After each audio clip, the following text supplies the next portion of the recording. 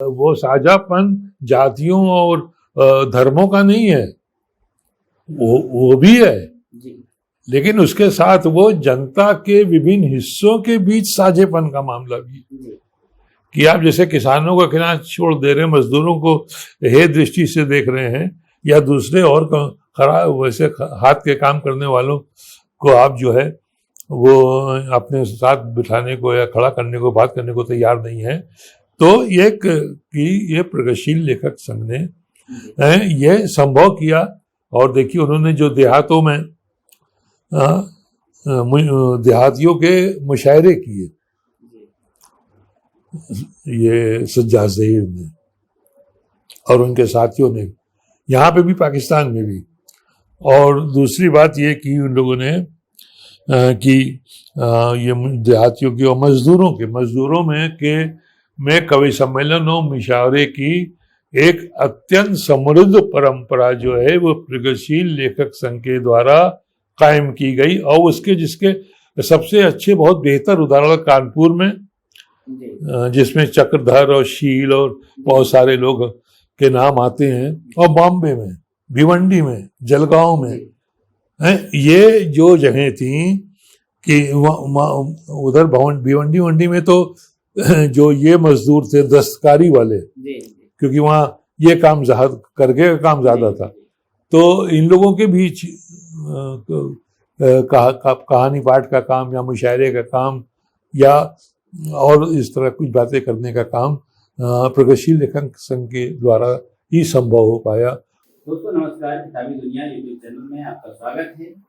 आज हमारे साथ किताबी दुनिया की जो खास श्रृंखला है बरतही, उसमें है हमारे समय के महत्वपूर्ण लेखक और यूँ कहिए कि साझा संस्कृति के प्रतीक शकील सिद्दीकी साहब। और आज हम उनसे इस मामले पर, इस मसले पर गुफ्तगू करेंगे कि क्या क्या साझा संस्कृति की जो विरासत रही है और क्या कुछ उसमें समस्याएं डाली जा रही हैं, समाज कैसे उनको देखता है, और हिंदी और उर्दू का जो संबंध है वो हिंदुस्तान के बीच या दूसरे मुल्कों के साथ जो बनता है वो क्या रहा है और आज उसकी स्थितियाँ कैसी बनी। सर, हम लोग उसी साझेपन पर थोड़ा सा और आगे बढ़ते हैं कि और जो सज्जाद ज़हीर साहब को हम देखते हैं तो जो कुछ उन्होंने लंदन में किया था और इसके बाद 1936 में जब लखनऊ में जिस तरह से प्रगतिशील लेखक संघ की स्थापना होती है और प्रेमचंद जी उसका अध्यक्षीय भाषण देते हैं,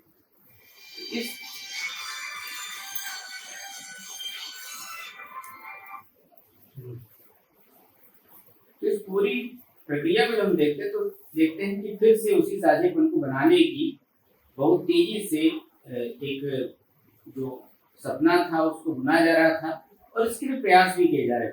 तो जगह जगह लोगों से मिलते भी थे और लोगों के एक दूसरे भाषाओं को लेकर के बहुत तरह के आग्रह भी थे।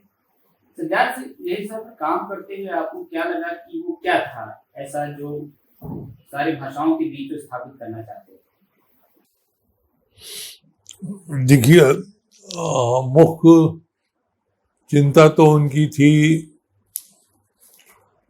सामाजिक बदलाव, परिवर्तन की तब्दीली हो और समाज में जो एक तो इतना बंटवारा, इतना भेदभाव, इतनी गरीबी, भुखमरी, वो सारी चीज़ें जो हमारे समाज की कमियां हैं, जो भी उन सारी चीज़ों को दूर करने का उनका एक सपना था, जो सारे प्रगतिशीलों का सपना आज भी है। तो उन्होंने जब ये बनाई तो उसमें वो भी था कि फासिज्म और नाजिज्म के खिलाफ एक चेतना का विकास हो, वर्ल्ड लेवल पे हमारे देश में तो हो ही। तो एक वो बात थी और दूसरी बात ये थी कि जो ये है लोगों में कटुता और वैमनस्य तमाम चीज़ों को लेकर, जिसकी अलग अलग कारण और अलग अलग सतहें हैं, ये सब ख़त्म हो। तो सज्जाद ज़हीर ने, क्योंकि देखिए इसकी मूल चेतना तो उनको प्राप्त हुई लंदन से, यूरोप से, वहाँ रह रहे थे और वहाँ उन्होंने देखा कि किस तरह से लोग सोचते हैं और जीवन उनका कैसे दिन ब दिन बदल रहा है और जीवन में किन चीज़ों को प्राथमिकता मिल रही है और किन चीज़ों को वो पीछे की ओर ढकेल रहे हैं। तो ये सब उन्होंने देखा, बहुत लोगों ने देखा भाई। जी सर सैयद अहमद खान ने भी देखा। अब गालिब कलकत्ता गए तो वहाँ कलकत्ता का देखा उन्होंने। जी ऐसे इंग्लैंड तो बहुत लोग गए। तो अब इस तरह से लोगों ने उन्होंने ये देखा। तो जो सबसे बड़ा प्रभाव उन पे पड़ा वो था 1935 में जुलाई में, मेरे ख्याल से, जो ये नाजीवाद विरोधी अधिवेशन हुआ है जी पेरिस में जी लेखकों और कलाकारों का, उसमें शिरकत करने के बाद जो उन्होंने देखा वहाँ की पूरी हालत, वहाँ की बातचीत, दुनिया के ज़्यादातर बड़े लेखक वहाँ जमा थे, जी तो उसका बहुत असर उन्होंने लिया। और ये लौट कर वहाँ से लंदन जब वो अपने साथियों से मिले तो उनके सामने ये बात रखी उन्होंने कि भाई ये देखिए वो वैसी ऐसी बातें हो रही हैं, और अब हमारा जो मकसद है ज़िंदगी का वो सिर्फ लिखना या अच्छी शायरी करना नहीं है, जी उसके साथ ये जो ज़माने भर की चीज़ें और दुनिया के जो हालात हैं जी इनके बारे में भी हमको सचेत रहना है। वो जो प्रेमचंद का भाषण में जो अनुगूंज हमको सुनाई पड़ती है, तो वो ये था कि उन्होंने देखा कि बिना जो है इन सारी चीज़ों से सीधा टकराव किए हुए हम अपनी उपयोगिता साबित नहीं कर सकते, या कोई मूवमेंट हम खड़ा करना चाहें तो उसका कोई बहुत ज़्यादा लाभ नहीं होगा। तो इसलिए जब वो यहाँ आए, पहली बात तो ये थी उसमें कि वो लंदन में पढ़ रहे थे जब, जिन दिनों, उन्हीं दिनों उन्होंने कहानियाँ लिखी कुछ, जी शायरी भी वो करते थे, नाटक भी लिखते थे, कई विधाओं में काम करते थे वो। तो उनमें से कुछ कहानियाँ उनकी और अहमद अली साहब थे उनकी, और रशीद जहाँ की एक कहानी और एक एकांकी और महमूद ज़फ़र, जो जो उन्होंने अंगारे कहानी संग्रह छापा। जी असल बुनियाद तो वो है जी कि अंगारे कहानी संग्रह, जब ये कहानियाँ उनको लगा कि एक ऐसा संग्रह छपना चाहिए जिससे जो उर्दू में कहानियाँ लिखी जा रही हैं, तो लोग समझे कि कहानी है क्या, जी और कहानी किन मकसदों के मकासद के लिए लिखी जाती है, और उसका कोई सामाजिक उद्देश्य है या नहीं, या उसकी कोई सामाजिक उपयोगिता है। तो उन्होंने वही 5 कहानियाँ उनकी थी और अहमद की थी, और एक उनकी थी, 5 2 7 8 9 कहानियों का वो एक संग्रह बना।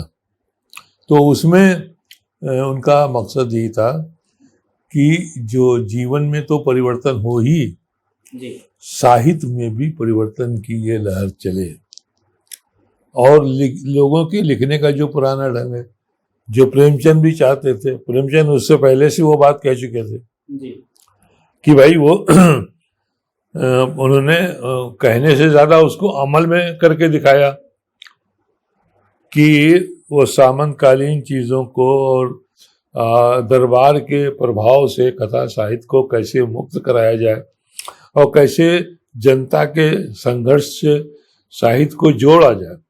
तो ये काम तो उन्होंने अपने उपन्यासों के, और ख़ासतौर से उस जनता में जो ज़्यादा पिसे दबे कुचले लोग थे, ज़्यादा दमित वंचित लोग थे, उनके बारे में उनकी चिंताएं ज़्यादा गहरी थी। जी जैसे दलितों के बारे में, जैसे पिछड़े वर्ग के बारे में अलग से तो नहीं कहा, लेकिन जो उन्होंने पात्र लिए वो पिछड़े, जैसे उनका सवा सेर गेहूं का पात्र तो कुर्मी है, जी तो कुर्मी तो पिछड़े वर्ग से आ रहा है ना। अब कफन के पात्र दलित है, तो ईदगाह का पात्र मुसलमान है। जी अब ये देखिए, तो ये जो चीज़ें हैं कि वो ये समझ रहे थे कि वो तो पहले से कर चुके थे कि ये जो साहित्य में हमारे सामंतवादी प्रभाव है, उनको रीतकालीन प्रभाव हैं, उनको ख़त्म किया जाए, और एक नई चेतना और नई समझदारी और दृष्टि के साथ साहित्य की रचना हो जो जीवन में जिसकी एक सामाजिक भूमिका भी हो। जी तो सज्जाद ज़हीर ने अंगारे, लेकिन समय क्योंकि वो यूरोप से आ रहे थे और ये भारत में ही ये सब इन्होंने सारी चेतना ये ग्रहण की, तो जाहिर सी बात है कि दोनों में फर्क था। जी तो इसलिए उन पे यूरोपीय दर्शन का, यूरोपीय संस्कृति का, यूरोपीय जीवन पद्धति का, वहाँ के लेखन का, लेखन पद्धति का, लेखन के प्रकार का ज़्यादा गहरा प्रभाव था।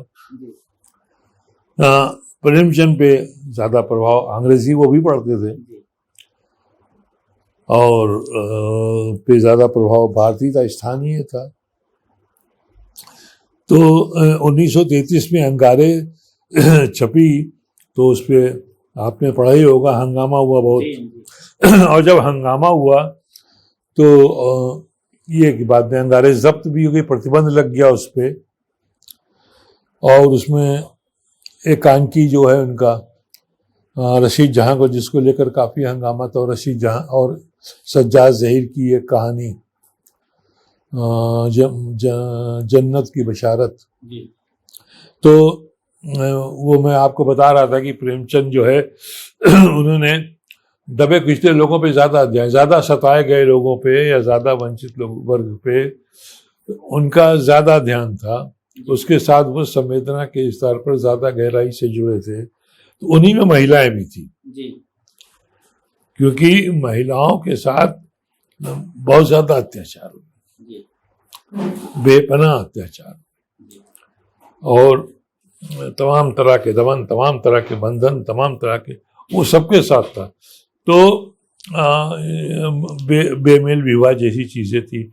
स्त्री को ये अधिकार नहीं कि वो बता सके कि हम किससे प्रेम शादी करेंगे और किससे नहीं कर सकते, या हम कौन सा कपड़ा के चुनाव का अधिकार नहीं।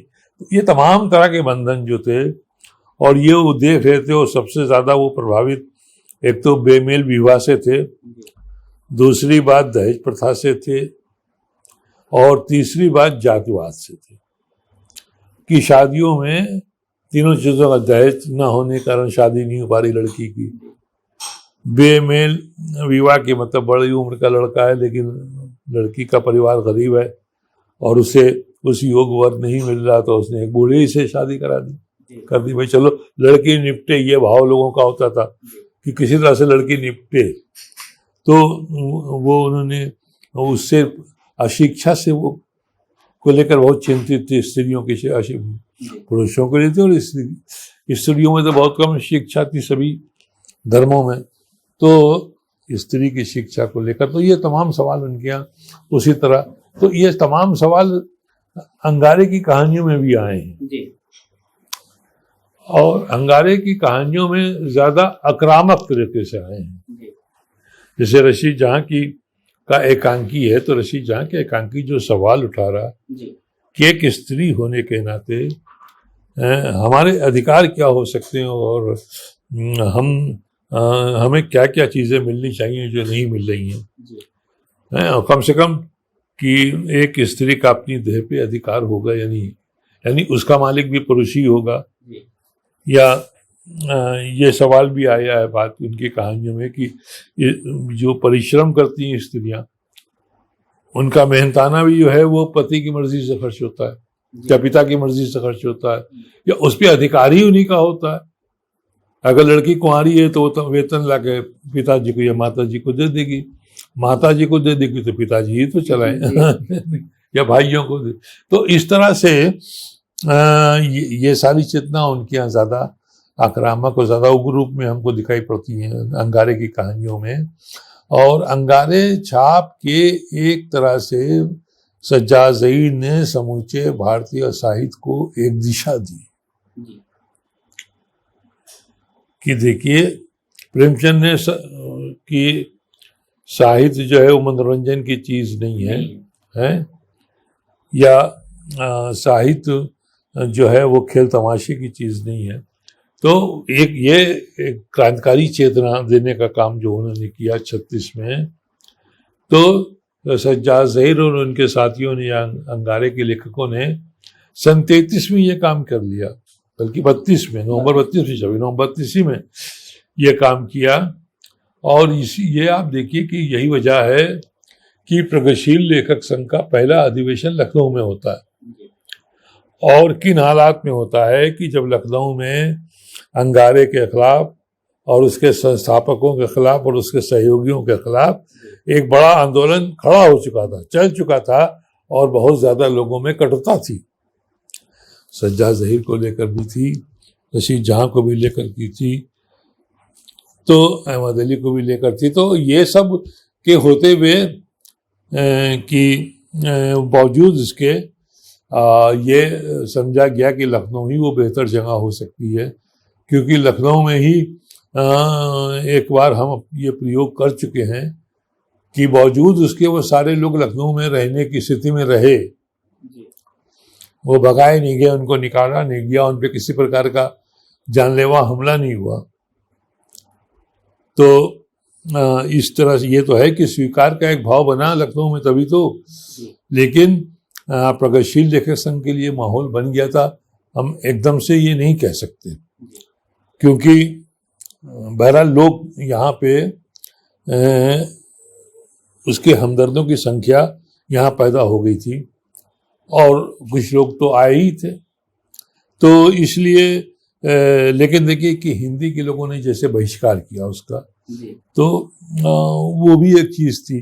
तो प्रगतिशील लेखक संघ का की स्थापना के पीछे भी उनका यही मकसद था कि वो सारे सवाल जो उस समय जिंदगी के भी सवाल थे, समाज के सवाल भी थे, उन सारे सवालों से कैसे मुठभेड़ की जाए और कैसे जो दबे पिछले लोग हैं, जो महरूम तबके के लोग हैं और जो सताए और कुचले जा रहे हैं, ऐसे लोगों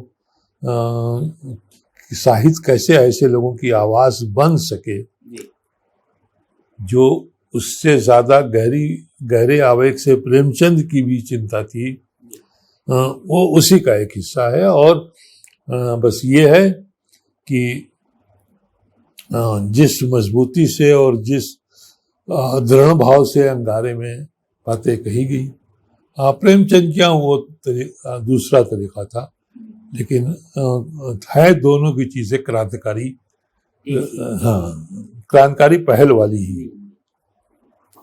सर, विभाजन के बाद सज्जाद साहब और फैज साहब दोनों लोग पाकिस्तान जाते हैं पार्टी की तरफ से, तो क्या वहाँ भी जो जाने की पिछली योजना थी वो किसी तरह की इसकी प्लानिंग थी कि ऐसी तहजीब वहाँ भी कुछ की जाए, या कुछ और पार्टी या कुछ और मकसद था? नहीं, देखिए फैज साहब तो देखिए ऐसा है कि पाकिस्तान में ही रहते ही थे जी, उनका तो वतन पाकिस्तान था जी। और सज्जाद ज़हीर साहब यहाँ से गए थे। सज्जाद ज़हीर साहब को कम्युनिस्ट पार्टी ने कहा था जी कि आप डॉक्टर अलीम से भी कहा था, डॉक्टर अलीम नहीं जा पाए, तो सज्जाद ज़हीर साहब गए वहाँ पे, तो उसके पीछे पहला मकसद तो ये था कि कम्युनिस्ट पार्टी को वहाँ कैसे स्थापित करें।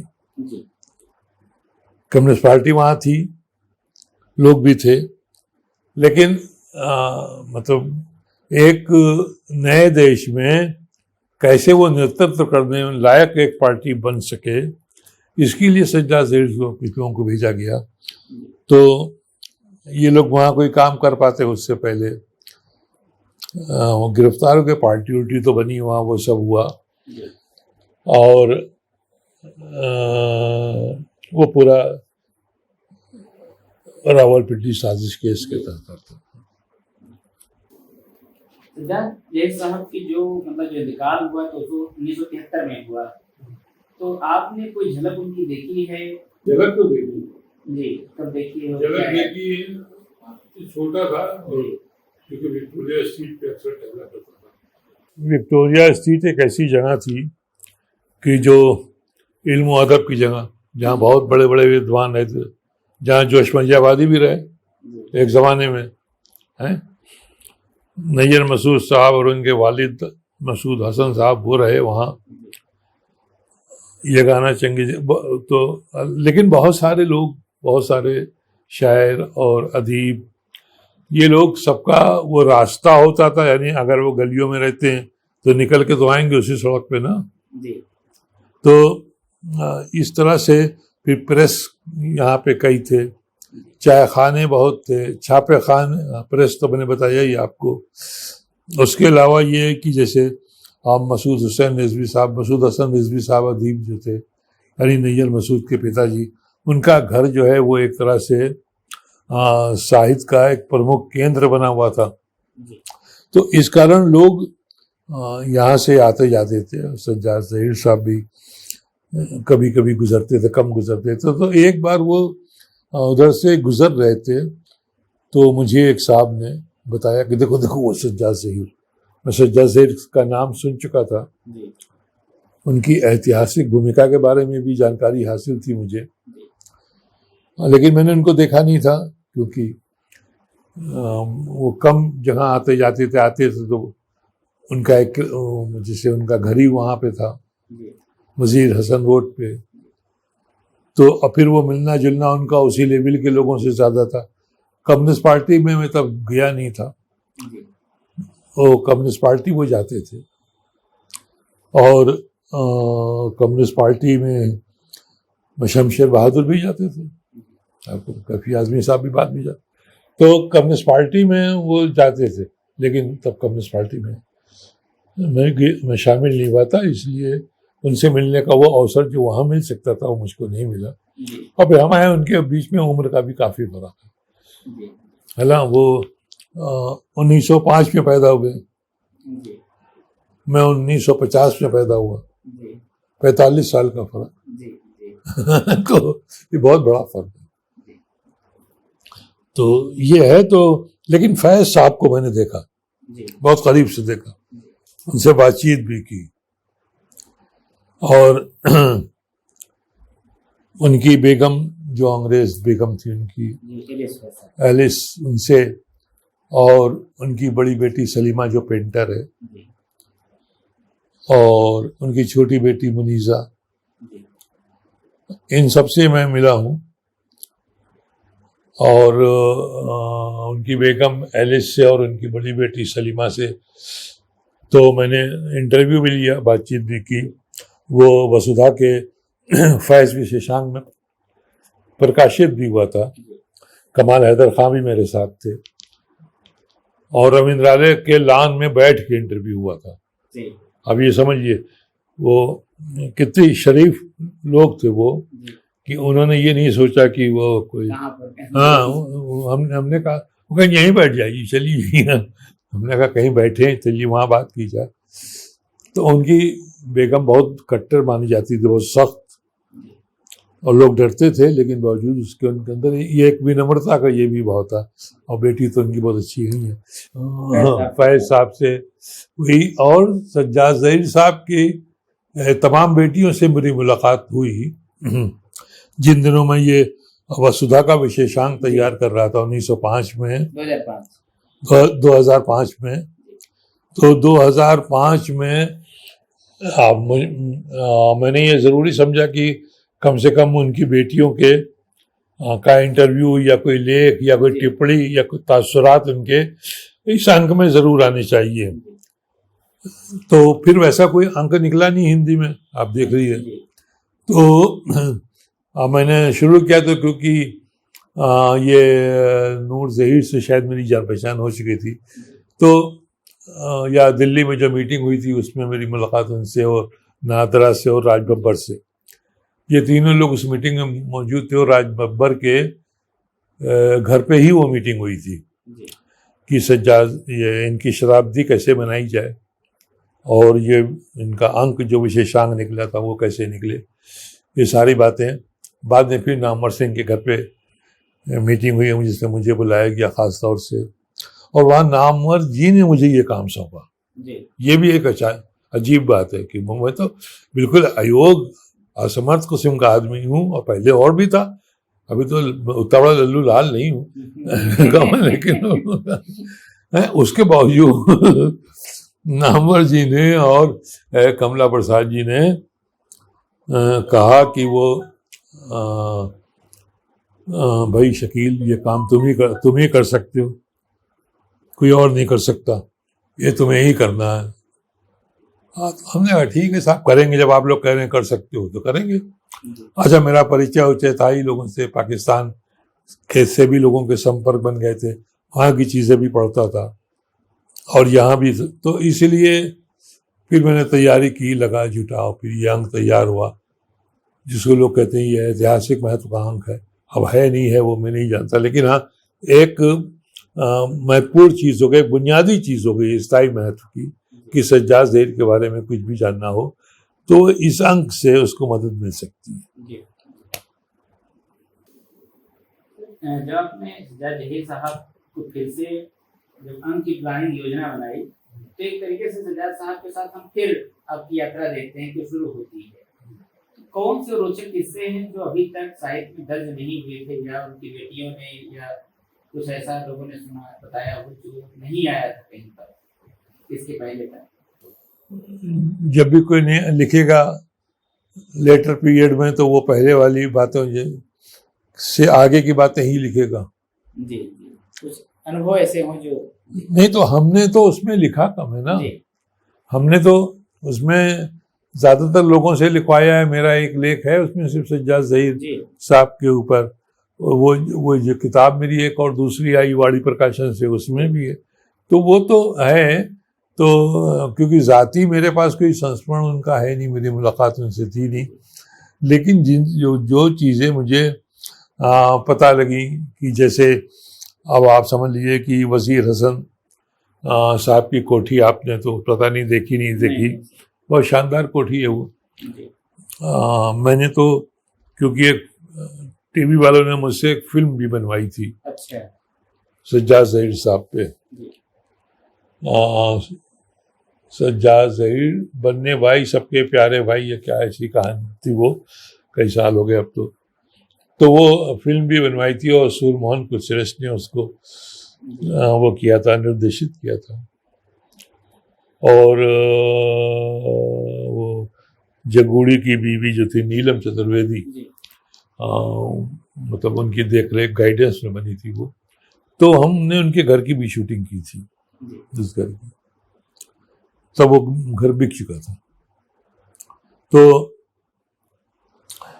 अब उस घर में ये था कि सज्जाद ज़हीर साहब की जो बेगम थी रज़िया सज्जाद ज़हीर, वो भी अच्छे घराने की थी, और ये भाई सज्जाद ज़हीर साहब तो जस्टिस के बेटे ही थे, और इनके बड़े भाई लोग सब विदेशों में पढ़ रहे थे या पढ़ के आ चुके थे, और उनकी अच्छी खासी हनक थी। और मैं क्योंकि जौनपुर इनके गांव भी गया हूँ, तो सज्जाद ज़हीर साहब का घर भी मैंने देखा है, वहाँ चाय नाश्ता भी किया है, हम भी थे, और उसमें वीरेंद्र भी थे, राकेश पूरा यहाँ प्रगतिशील लेखक संघ की ओर से था वो आयोजन। तो हम लोग वहाँ गए तो ये सब चीज़ें लोगों से मुलाकात हुई। तो मैं आपसे कहना ये चाहता था कि अब उन दोनों में एक तरह से सज्जाद ज़हीर साहब की मिसिस में और उनकी माँ में थोड़ी सी तलखी थी, थोड़ी कटुता। अब उसकी वजह ये थी कि सज्जाद ज़हीर साहब एकदम अलग विचार के आदमी थे। अब ये कहानी संग्रह जो अंगारे छपी, तो इस अंगारे के कहानी संग्रह का जो समाज था उसने बहुत बुरा माना। अब समाज में ये समझिए कि असल कहना नहीं चाहिए, लेकिन हकीकत जो उसको हम कैसे मना करेंगे कि सज्जाद ज़हीर साहब शिया फैमिली को से संबंध रखते थे, बड़ी शिया फैमिली थी, बहुत इज्जतदार लोग थे, बहुत खूबसूरत लोग भी थे।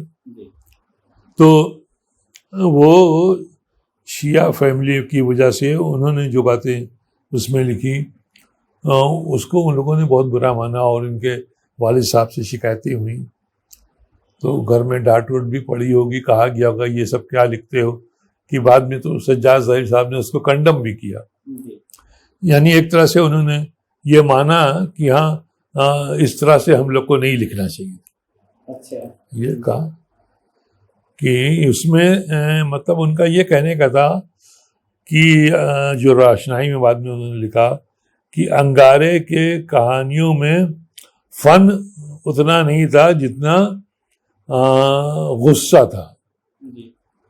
उग्रता के लिए, विक्षोभ के लिए, कुछ इस तरह का लफ्ज उन्होंने इस्तेमाल किया है। तो इससे अब जाहिर सी बात है कि समय की बात होती है, उम्र की बात होती है। जो आदमी 50 साल का लिखता है वो 20 साल का आदमी नहीं वैसा लिख पाता। उसके अंदर वो भावनाएं दूसरी तरह से आती हैं, उसके अंदर दूसरी तरह से आती हैं। तो ये बातें उन्होंने उसमें एक तरह से कही, तो उसका सोसाइटी पे असर पड़ा था। तो सोसाइटी पे असर पड़ने के बावजूद एक अच्छी बात जो हुई, सबसे ज़्यादा महत्वपूर्ण है वो पूरे प्रगतिशील आंदोलन के लिए, वो ये कि सज्जाद ज़हीर और उनका गुट, विशेष रूप से रशीद जहां और अहमद अली और महमूद ज़फ़र, क्योंकि अंगारे प्रकाशित होने के बाद सज्जाद ज़हीर इंग्लैंड वापस चले गए, लंदन, अपनी आगे की पढ़ाई करने के लिए। यहाँ ये लोग बचे, इन लोग को फेस करना पड़ा। और रशीद जहां के खिलाफ तो बहुत मामला था, बहुत लोग नाराज थे। तो उन लोगों ने एक अखबारी बयान जारी किया जो लीडर में छपा।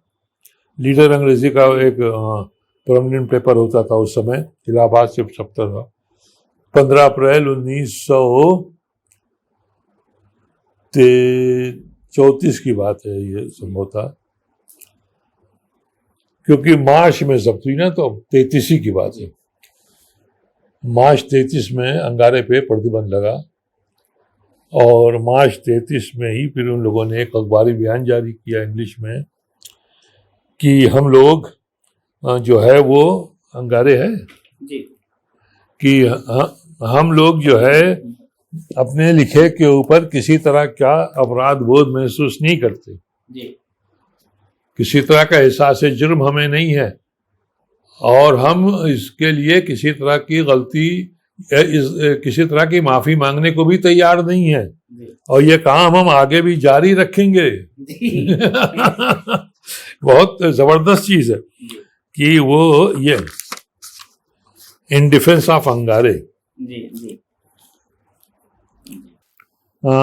ये बयान दिया इन लोगों ने। और हम इस सिलसिले को आगे जारी रखने के साथ एक सुसंगत तरीके से आगे बढ़ाने के लिए एक प्रोग्रेसिव, एक लीग ऑफ प्रोग्रेसिव राइटर्स बनाने की तजवीज भी पेश करते हैं। यानी इस प्रगतिशील लेखक संघ की परिकल्पना अप्रैल 1936 में साकार हुई, उसकी ओर एक इशारा 1933 में ये अहमद अली और रशीद जहां और महमूद ज़फ़र ने दिया। तो ये बहुत बड़ी बात थी अपने आप में कि इन सारे खतरों के बावजूद, हंगामे के बावजूद ये लोग जो है उस पर कायम रहे, और उसका ये असर हुआ कि बाद में भी लोगों में की हिम्मत खुली। जो लोग डरते थे, अब मैं कहता हूँ लोगों से कि ये जो तुम सादत हसन मंटो या इस्माइल चुगताई ने तो खुद लिखा कि मैं जो कुछ हूँ रशीद जहां की वजह से हूँ। यानी हमने जो हिम्मत रशीद जहां से ली है जी।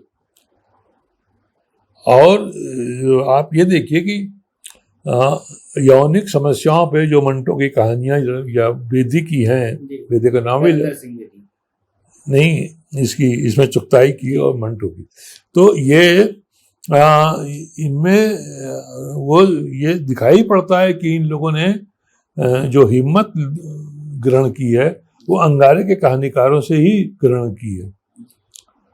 और ख़ास तौर से तो इसमें चुगताई ने बहुत खुले तौर पे इसको स्वीकार किया है कि मुझ पे रशीद जहां का बहुत असर है, और मैंने उन्हीं की दी हुई हिम्मत से इस तरह से लिखना शुरू किया।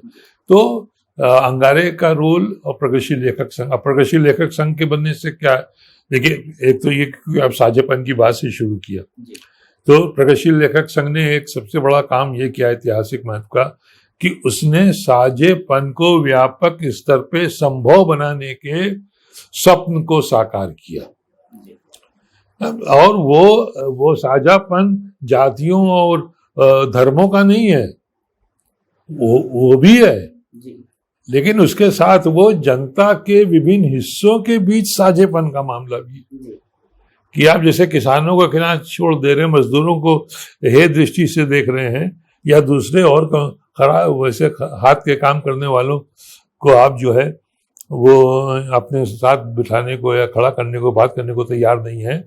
तो ये प्रगतिशील लेखक संघ ने ये संभव किया। और देखिए उन्होंने जो देहातों में देहातियों के मुशायरे किए,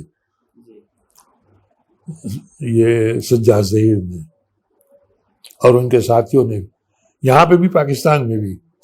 और दूसरी बात ये की उन लोगों ने कि ये देहातियों की और मजदूरों में कवि सम्मेलन और मुशावरे की एक अत्यंत समृद्ध परंपरा जो है वो प्रगतिशील लेखक संघ के द्वारा कायम की गई। और उसके जिसके सबसे अच्छे बहुत बेहतर उदाहरण कानपुर में, जिसमें चक्रधर और शील और बहुत सारे लोग के नाम आते हैं, और बॉम्बे में, भिवंडी में, जलगांव में, ये जो जगह थी कि उधर भिवंडी में तो जो ये मजदूर थे दस्तकारी वाले, क्योंकि वहाँ ये काम करके काम ज्यादा था, तो इन लोगों के बीच कहानी पाठ का काम या मुशायरे का काम या और इस तरह कुछ बातें करने का काम प्रगतिशील लेखक संघ के द्वारा ही संभव हो पाया।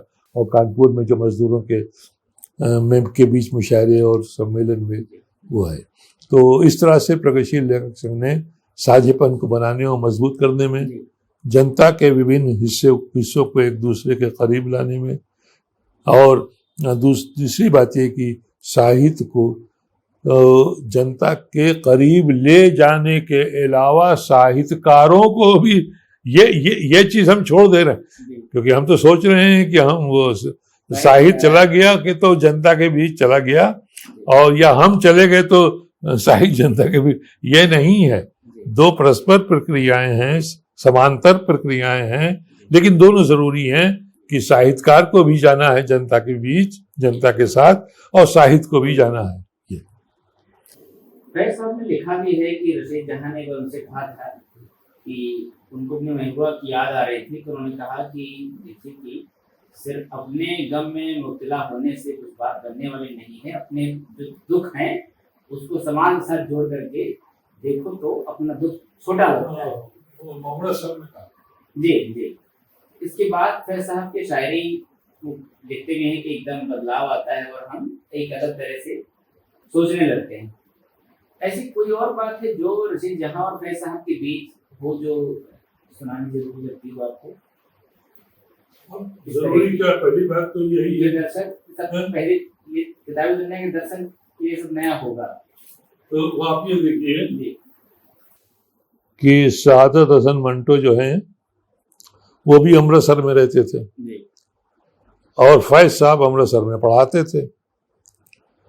उस कॉलेज के वाइस प्रिंसिपल महमूद जफर थे और महमूद जफर की बीवी रशीद जहां थी, वो भी अमृतसर चली गई थी उन दिनों, और वहां उन्होंने हॉस्पिटल खोला, अपना नर्सिंग होम उनका था वहां, और उनका पहला कहानी संग्रह अमृतसर से ही छपा था, और औरत और दूसरे अफसाने। तो मंटो ने लिखा है, मंटो उनके क्लास में मंटो को भी पढ़ाते थे, वो फैज साहब ने पढ़ाया है। तो फैज साहब ने अपनी यादों में लिखा है कि मंटो हमारे क्लास में तो था, लेकिन क्लास में आता बहुत कम था और इधर उधर की चीजें पढ़ने में उसकी दिलचस्पी ज्यादा रहती थी। तो वो तो बहुत पढ़ते थे मंटो तो एक तो ये, और मंटो ने ये लिखा कि फैज साहब मुझे पढ़ाते थे, बहुत अच्छा पढ़ाते थे, ये वो सब, और मैं उनसे जितना हासिल करना चाहता था नहीं कर पाया। लेकिन एक बात उन्होंने ये कही कि वो मंटो और फैज साहब जो है मेरे क्लास ना अटेंड करने का खामियाजा इस तरह से वसूलते थे कि वो मुझको अपनी प्रेमिका के नाम, अपनी माशूका के नाम लेटर भेजते थे कि वो एक लेडी डॉक्टर उसने लिखा जी कि उनकी माशूका थी और जिनको वो मुझे भेजते थे कि ये खत उनको दे आओ, फिर अगर वो जवाब दे तो लेते हैं ना। ये तो अब ये शक हम लोग को तो यही बनता है कि रशीद जहाँ ही होंगी, जी लेडी डॉक्टर वो अमृतसर में वही थी। और इनका झुकाव भी उधर बहुत था, रशीद जहाँ की तरफ। जी फैज़ का, फैज़ को लाई मशहूर रशीद जहाँ ही जी प्रगतिशील आंदोलन में। और आपको ये बात मैं बताना चाहता हूँ कि जब अमृतसर से और लाहौर से और इधर से उधर से लेखकों को लाने की बात चल रही थी, तो फैज़ साहब से भी कहा गया कि आप भी आइए। जी अब फैज़ साहब तो दीवाने थे, तो फैज़ साहब ने उसको निमंत्रण को स्वीकार किया कि ठीक है मैं भी आऊँगा। अब वो आ तो गए यहाँ, लेकिन आने के बाद पैसे वहाँ से कम लेकर आए, तो पैसे उनके ख़त्म हो गए थे। तो वो उन्होंने बाद में रशीद जहाँ से कहा कि अब रशीदा कहो या रशीदा आपा कहो, ये तो वही लोग बता सकते हैं कि भाई मेरे पास वापस जाने का किराया नहीं है, कहीं आप तुम फिक्र मत करो हम दे देंगे। तो फिर रशीद जहाँ ने उनको किराया दिया, तब वो वापस गए। वो यहाँ पे लखनऊ में एक सियालकोट के साहब थे कोई पंजाबी, उनके यहाँ रुके हुए थे। तो ये है, इस तरह से बातें हैं। और ये है कि जब रशीद जहाँ के इंतकाल की खबर मिली है उनको, रशीद जहाँ के इंतकाल हुआ है 54 में आई थिंक, तो वो उस वक्त जेल में थे। और फैज़ में फैज़ में इत्तला मिली कि रशीद जहाँ का इंतकाल, फैज़ को बहुत अफसोस हुआ, मेरे ख्याल से रोए भी होंगे वो। तो फैज़ ने लिखा अपने ख़तों में, उसका जिक्र है खुतूत में, कि आज मुझको पहले बीमारी के बारे में लिखा कि सुना बहुत बीमार हैं और बहुत अच्छी खातून है, बहुत नेक खातून है और उनके जैसों को तो रहना चाहिए। और उसके बाद ये भी उनके मरने पे उन्होंने बहुत अफसोस जाहिर किया। तो ये दोनों के बीच ये लगाव था, लेकिन ये लगाव एक बड़े सांस्कृतिक और सृजनात्मक कामों में लगा, ये ज़्यादा अच्छी बात है। वो तो एक मानवीय चीज़ें हैं, होती हैं, आगे भी होती रहेंगी, लेकिन ये है कि उससे कैसे सर्जन को समाज को सुधारने के लिए और एक विकास के लिए उसका इस्तेमाल हो सकता है। ये फैज़ साहब ने भी इसका उदाहरण पेश किया और रशीद जहाँ ने भी इसका उदाहरण पेश किया।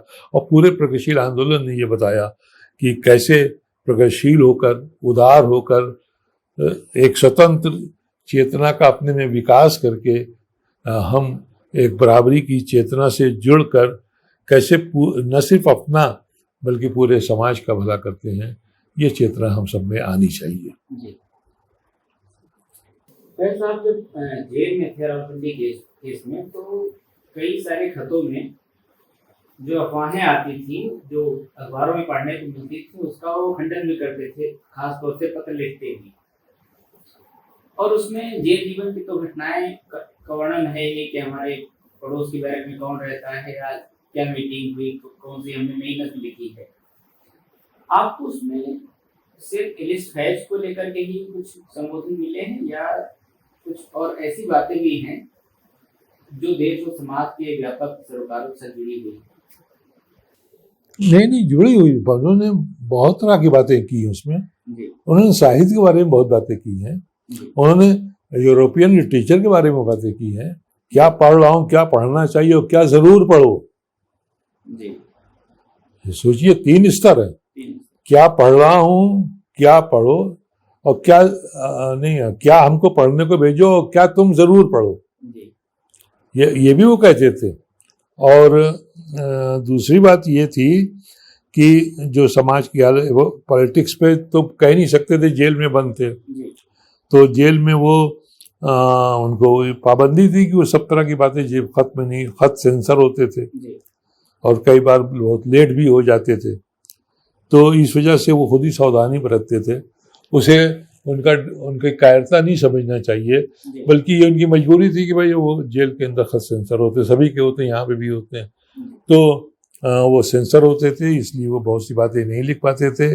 लेकिन जहाँ कहीं उनको मौका मिला, उन्होंने पाकिस्तान की सियासत के बारे में वहाँ के सामाजिक हालात के बारे में, औरतों के बारे में, मजदूरों किसानों के बारे में, अखबारों के बारे में कि अखबार में क्या निकल रहा है, कैसे निकल रहे हैं, उनकी क्या हालत है, किताबों की छपाई के बारे में, किताबों के बारे में, अपनी किताबों के बारे में, ये सारी उसमें हवाले बहुत सारे हैं और वो बहुत अच्छे पत्र हैं। और सबसे ज़्यादा काम की चीज़ें जो हैं फैज़ साहब से प्यार करने वाले लोगों के लिए ये कि फैज़ ने अपनी शायरी के बारे में उसमें बहुत से इशारे किए कि ये नज़्म मैंने कब लिखी। तो अब जेल में लिखी हुई नज़मों के, अब जो कि माना जा रहा है कि फैज़ के जीवन का सबसे उत्कृष्ट हिस्सा वही है जो उन्होंने जेल में लिखी।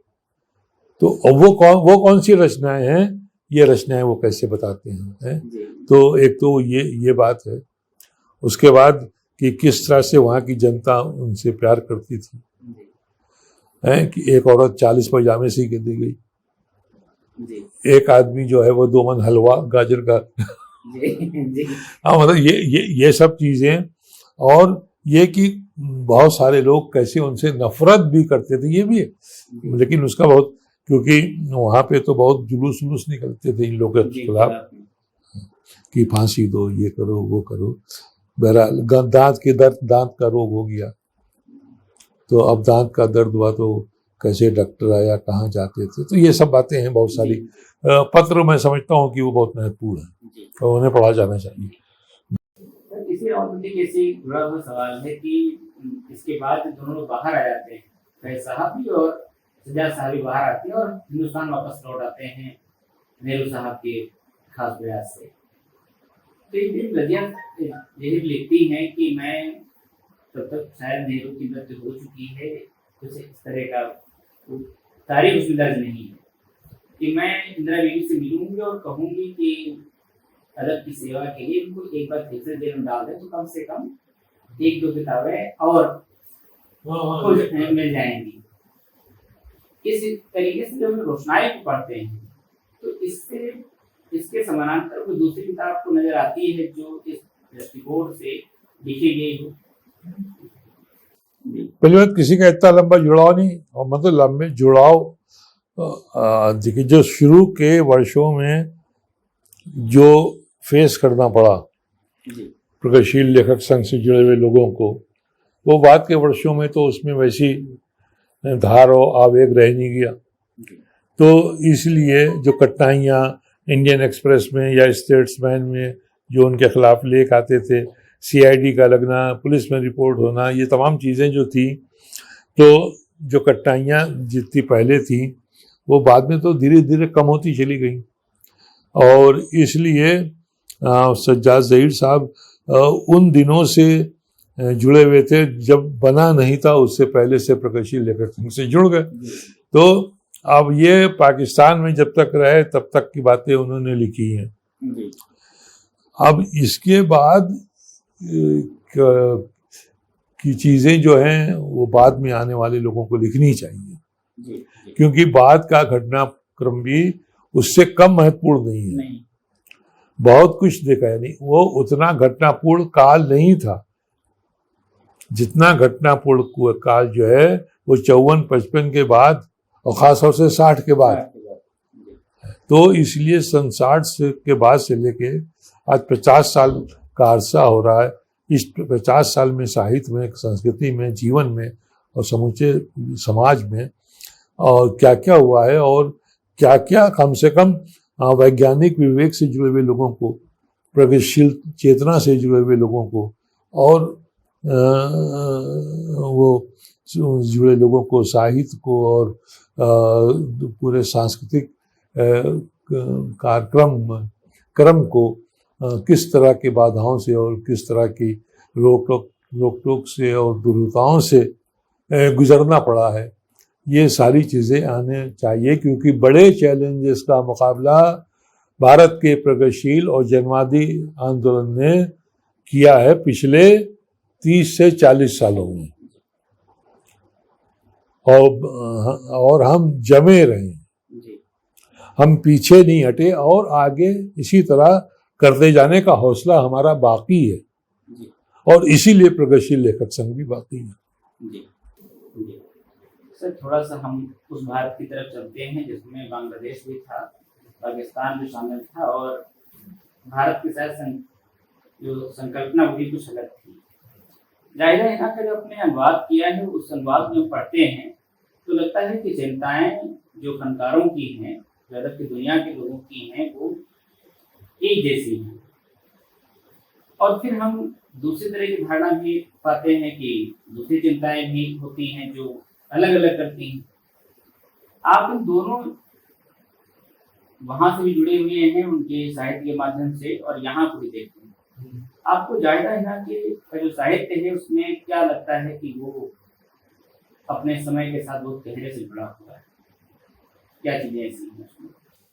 देखिए, उनके जो साहित्य है उनका वो इस अर्थ में अत्यंत महत्वपूर्ण है कि वो आज़ादी के बाद या पाकिस्तान निर्माण के बाद पाकिस्तान में जो घटनाक्रम बना वो उन सबका दस्तावेज है और बहुत सफाई से और हिम्मत के साथ उन्होंने लिखा। अब जैसे उनकी किताब है उर्दू में औरत जिंदगी का जिंदा, जिसका अनुवाद मैंने किया कि पाकिस्तानी स्त्री यातना और संघर्ष। तो पाकिस्तानी स्त्री यातना और संघर्ष का जब हम देखते हैं तो हम से गुजरते हैं जब हम, तो हमारे अनुभव में वो चीज़ें आती हैं कि पाकिस्तान में आज़ादी के बाद या बनने के बाद स्त्री को वहाँ के किस तरह के हालात से गुजरना पड़ा। देखिए, वो यहाँ पे भी गुजरना पड़ा, वहाँ पे भी गुजरना पड़ा। हम ये फर्क ना करें क्योंकि बहुत से लोग इसमें खुश हो जाते हैं। वो दोनों जगह हालात तकरीबन एक से हैं, लेकिन कुछ दिक्कतें उनकी अपनी खास हैं जो हमारे यहाँ फिर दूसरी दिक्कतें खास हैं। तो जाहिदा हिना ने, एक तो वो किताब इसलिए बहुत महत्वपूर्ण है कि उसमें उन्होंने पूरी सारी जो स्त्री का संघर्ष है और उसकी लड़ाई की जो दिशाएं हैं उन सबको एक जगह समेट के रखा। और दूसरी बात ये कि अपनी कहानियों के माध्यम से जो वहाँ की दमन है, सरकारी दमन, तानाशाही, सैनिक शासन का आतंक, वो तमाम चीज़ें, परस्पर कटुता और मनमुटाव, जात के सवाल, धर्म के सवाल, तो ये सारी चीज़ें जो हैं वो जायदा हिना की कहानियों में, जायदा हिना के लेखों में, जायदा हिना के कॉलम्स में हमको दिखाई पड़ते हैं और बहुत बहुत मजबूती से लिखते हैं। हमें ये भी याद रखना चाहिए कि पाकिस्तान में जो लेखन है, क्योंकि वो पाकिस्तान में और भारत में एक लोकतंत्र चाहे जैसा हो, लेकिन भारत में लोकतंत्र एक निरंतरता लिए हुए, वो पाकिस्तान में उस निरंतरता को प्राप्त नहीं कर पाया और लगातार वहाँ लोकतंत्र विरोधी शक्तियाँ जो हैं वो सक्रिय रहीं। भारत में भी सक्रिय रही हैं। भारत में भी लोकतंत्र को ख़त्म करने की कोशिशें की जाती रही हैं, लेकिन ये है कि भारत में कुछ भी हो, ज़्यादा आबादी बड़ी होने की वजह से, जिस भी कारण से जन पक्षधर लोग और मुखर होकर सामने आने वाले लोगों की संख्या, लोकतांत्रिक मूल्यों के पक्ष में खड़े होने वाले लोग जो हैं उनकी संख्या काफ़ी है। पाकिस्तान में भी लोग बहुत मजबूती से खड़े होते हैं, ये मत समझिएगा, और बहुत हिम्मत से तो उतनी बातें यहाँ पे भी नहीं हो पाती होंगी अगर आप पाकिस्तान यहाँ से जो जाने वाले हैं उनसे पूछिए। लेकिन दिक्कत क्या है कि जैसे वहाँ पे अब कानून बना दिया, जैसे वहाँ की साहब 2 स्त्रियों की गवाही 1 पुरुष के बराबर। अब यह कानून वही बन सकता था उसकी एक बैकग्राउंड है। तो या ये कि पर्दा, हिजाब या और इस तरह की बहुत सारी चीज़ें जो हैं, तो वो जो दमन का पूरा माहौल वहाँ चला, और जिस दमन के माहौल में ये था कि जैसे अब शायरों और कवियों को भी वो दिक्कतों का सामना करना पड़ा, तो लोगों ने सामना किया, मजबूती से सामना किया, और लोग अपनी बात कहते रहे आखिर में।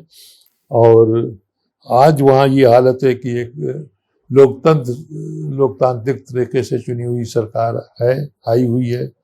अब उसको गिराने की कोशिशें की जा रही हैं, वो एक अलग बात है। लेकिन पाकिस्तान का जो समूचा साहित्य है वो आप देखिए कि प्रतिरोध की जो परंपरा, यानी हिंदी साहित्य की जो केंद्रीय धारा है और जो प्रतिरोध की ही धारा है और प्रगतिशीलता की ही धारा है, यानी जब प्रगतिशील आंदोलन एक तरह से स्थगित था, शिथिल था, उस समय भी वो अगर कहीं सक्रिय था तो वो साहित्य में था। साहित्य में प्रगतिशील की धारा अनवरत रूप से बिना टूटे फूटे आगे बढ़ती रही है। और इसी तरह से पाकिस्तान में भी प्रतिरोध की जो परंपरा शुरू के सालों में विकसित हुई थी वो आज भी जारी है। आज भी बहुत तीखे तरीके से लोग प्रहार कर रहे हैं शासन पे, तानाशाही पे, जबर पे और लूट पे, खसोट पे, और आगे भी मुझे उम्मीद है वो करते रहेंगे।